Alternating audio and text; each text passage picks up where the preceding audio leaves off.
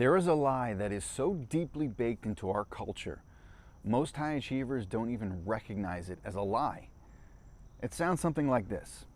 If I just work harder, I'll finally feel safe. Not richer, not more successful, safe.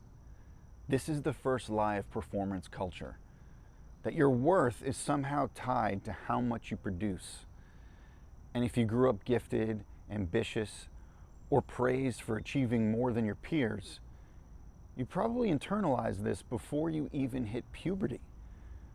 It starts with gold stars, honor rolls, varsity letters. Then it turns into promotions, sales targets, and scale.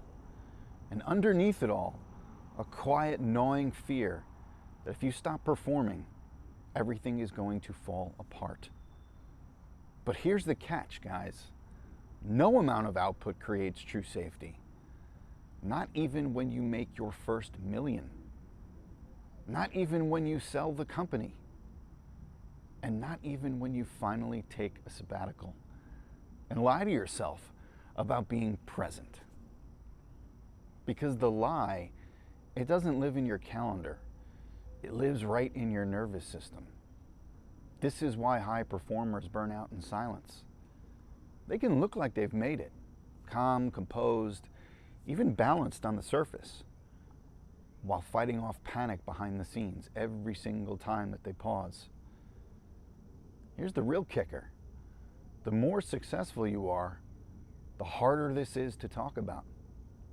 Because what are you supposed to say when you have everything and you still feel like it's not enough? This isn't a mindset problem. This is a trauma pattern wrapped in a trophy. And until you see that clearly, until you can name it, you're going to keep reaching for another win, another hit of external validation, another goal, thinking this time it's finally going to fix you. But I can assure you it won't. But don't worry. This is where your story does not end. It's where we're rewriting it. This is why hustle culture masquerading as discipline is something we've got to talk about.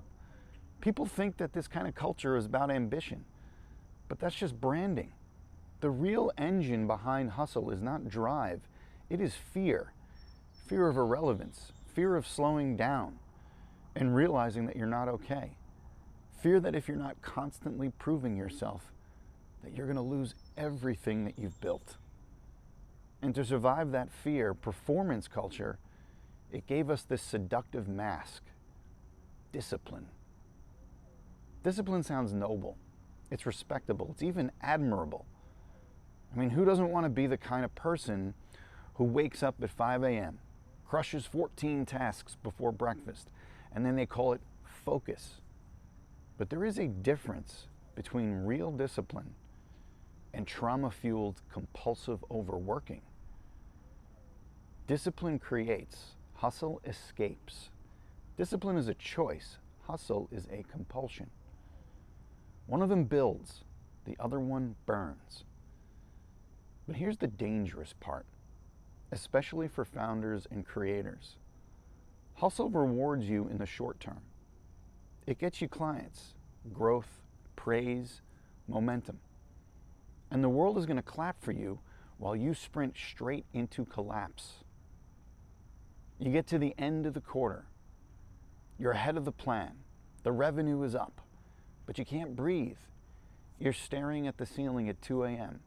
and you are wondering how the hell you were supposed to keep going, but without breaking something. Your marriage, your body, your sense of self. And still, you wake up and you say this, I just need to be more disciplined. No, you don't. You need to unlearn the belief that stillness is dangerous.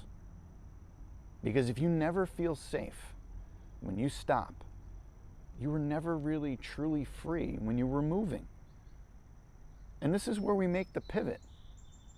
Let's talk about the lie of balance and why it's just a prettier version of burnout. Here's why balance is just burnout in a suit. Balance gets sold like it's the holy grail of modern success. You've heard the promises before, right? Build your empire and be present with your kids. Hit your revenue goals and meditate daily. Crush your calendar and stay grounded. It sounds great on paper, but most founders, they're afraid to admit something. Balance is often just better marketed burnout. You're still operating from the same system. Over-deliver, overperform, overextend, but now you're just doing it while trying to smile and stretch afterward. You put yoga at 6 a.m. in your calendar right next to back-to-back calls from 7 to 7. You're not recovering. You're optimizing your self-destruction. And what happens next? You blame yourself for failing to maintain balance. You think to yourself, I must not be disciplined. Everyone else seems to juggle it well, but not me. But the game's rigged because performance culture, it doesn't want balance. What it wants is compliance. It wants to squeeze every single drop of output from you until your body quits or your mind fractures. And when you crash, it doesn't ask what broke in the system.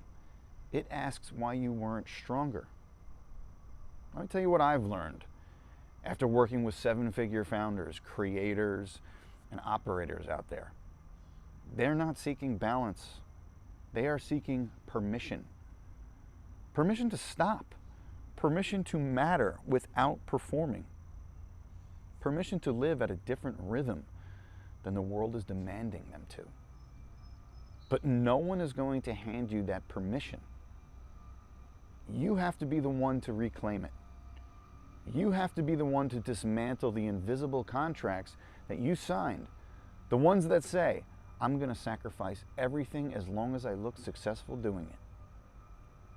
And that leads to the next lie, the most seductive one at all. The myth of the next level. Here's the trap of that next level that never ends. This is how performance culture keeps you stuck.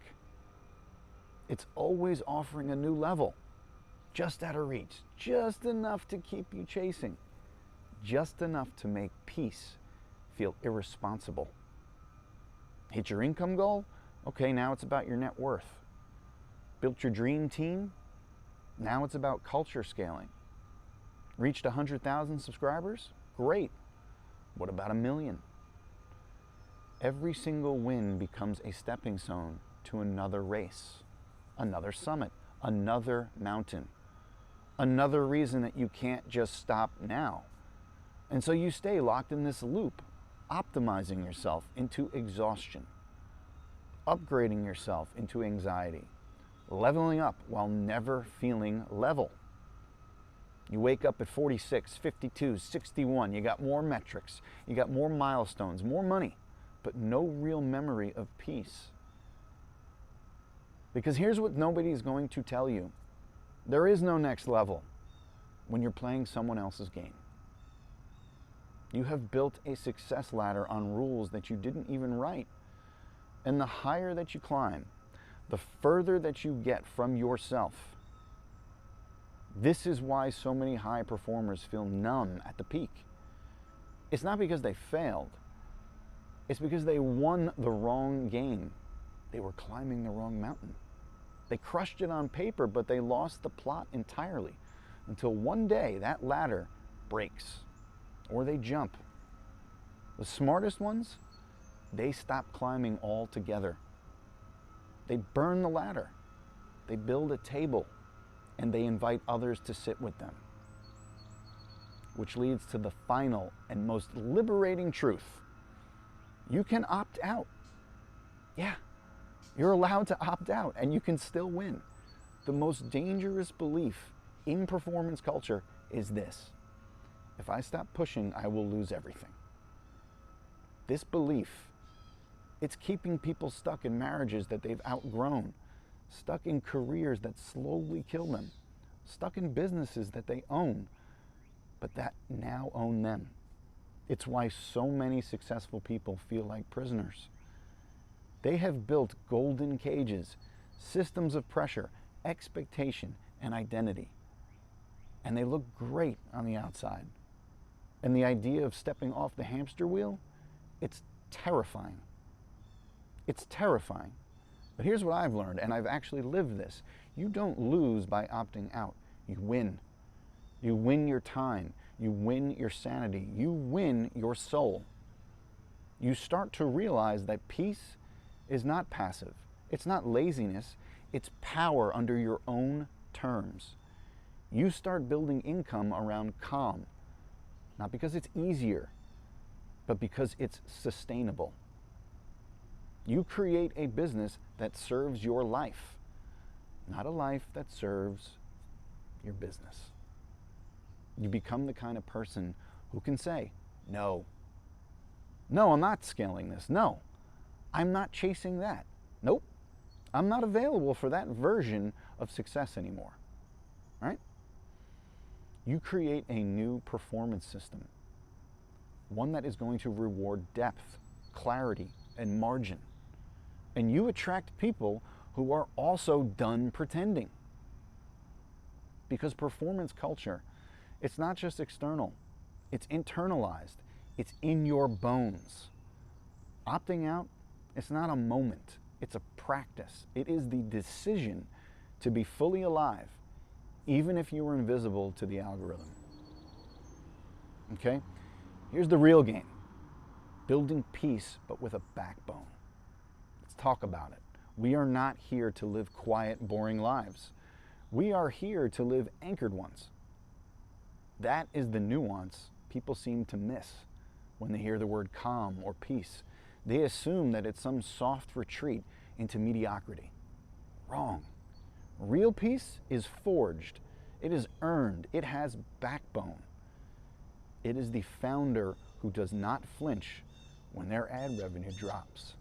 It is the consultant who raises prices and loses half of their pipeline and still sleeps perfectly. It's the creator who stops chasing virality and starts building trust assets that are going to last for years. Peace is not the absence of ambition, folks. It is the decision to pursue it differently, quietly, intentionally, without the performative grind. Because this is the thing that people always miss. You are still playing the game. You're just no longer playing their game. Performance culture says this: bigger team, more offers, daily content. Keep pushing. Quiet success says this: fewer clients, higher trust, simpler systems, repeatable revenue. Okay? You are still competing, but now the competition is with your own nervous system.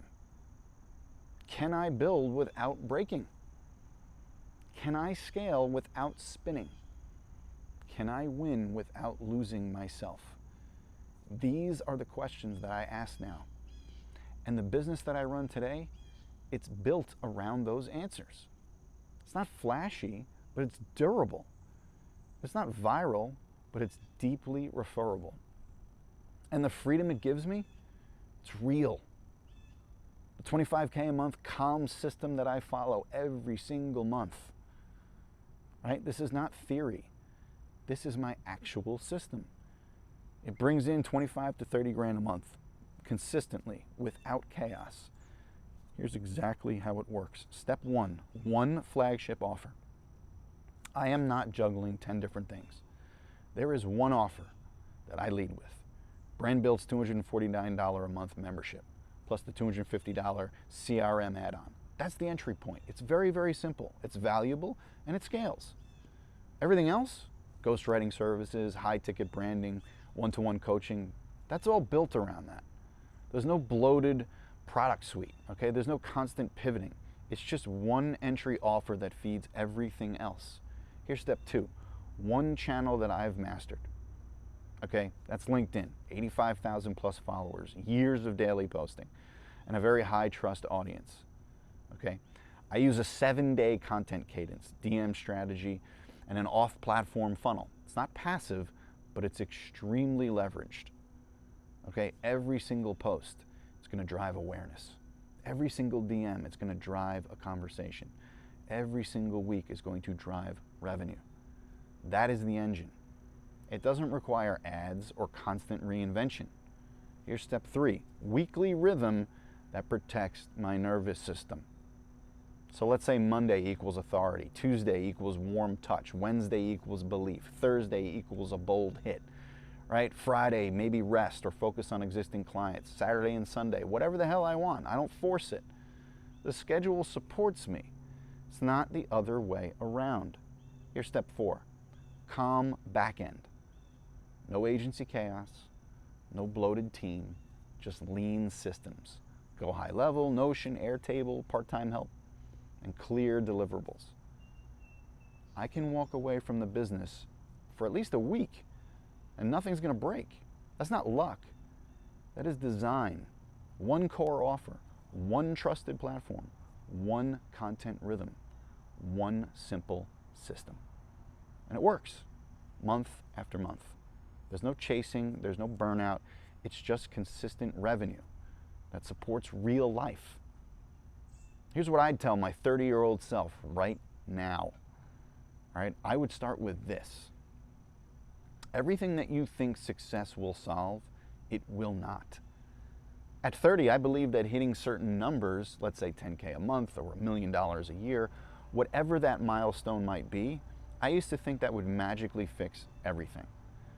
My anxiety, my restlessness, my need to prove myself, my belief that I wasn't enough unless I was crushing it. No, this is what really happened. I hit those numbers and I felt nothing. In fact, it kind of felt worse. It's just more stress. I didn't have the excuse of being broke or early. Now, I was just more empty, but with money. So if I could sit with that version of me, hustling nonstop, chasing that next breakthrough, terrified of slowing down, this is exactly what I would say. Build something you can live inside, not just something you can sell. You got to make peace the goal, not just the perk after those wins. You don't just trust short-term validation more than long-term alignment. And here's what I would do. I would hand him a copy of the Calm 25K month system. Not because money doesn't matter, of course it does. I still care deeply about building wealth and providing for my family and growing something real and going on vacations and all that fun stuff. But now I know the truth. If it's going to cost you your health, your relationships, or your peace, it's not wealth. Quiet growth, it's not just a strategy. It's a stand against the entire culture that says this: you're only as good as your latest win. I believed that for way too long, and now I've traded that noise for depth, pressure for clarity, and chaos for calm. You can absolutely do this too. Here's a couple of ways that you can start. First, subscribe to my newsletter. Okay, it's weekly. It's at natberman.com. Second, if you want to join my community, check out joinbrandbuilt.com. And lastly, obviously, you should be subscribed to this channel. I will see you guys in the next video.